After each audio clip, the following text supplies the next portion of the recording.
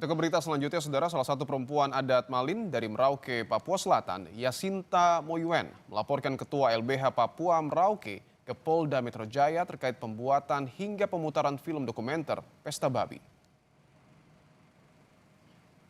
Didampingi kuasa hukumnya, Yasinta melaporkan Ketua LBH Merauke atas dugaan penyalahgunaan data pribadi. Pelapor mengaku ada penampilan dirinya dalam film Pesta Babi tanpa izin maupun pembicaraan dari pihak film. Yasinta berharap tayangan film Pesta Babi garapan Dandi Laksono dan Sipri Paju Dale ini dihentikan.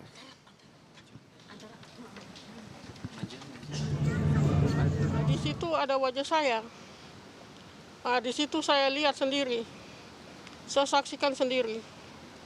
Kenapa wajah saya ditampil di depan banyak orang tanpa izin dari saya. Mereka putar film Pesta Babi itu di mana-mana. Saya sakit hati, saya kecewa sekali, tanpa izin dari saya, tanpa pembicaraan. Dihentikan, mulai dari hari ini dihentikan. Seandainya ada yang putar film itu, tolong proses. Sementara itu, sutradara film dokumenter Pesta Babi Dandi Laksono merespons laporan yang dilakukan Yasinta ke Polda Metro Jaya. Pendiri Watchdog Documentary ini mengaku menghormati langkah Yasinta.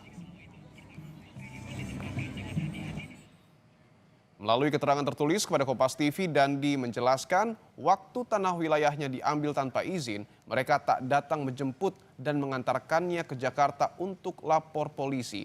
Yang datang adalah anak-anak adat yang jadi pengacara pro bono karena solidaritas dan ingin ikut melindungi tanah moyangnya. Kami hormati pilihan Mama Yasinta, sebagaimana kami menghormati hak setiap orang untuk tahu apa yang sebenarnya sedang terjadi di Papua. Kepala Dinas Penerangan TNI Angkatan Darat, Brigjen Doni Pramono, mengatakan penayangan film Pesta Babi merupakan bagian dari hak kebebasan berpendapat dan berekspresi yang harus dihormati. Namun setiap produk informasi harus memiliki tanggung jawab moral agar tidak membangun stigma kebencian.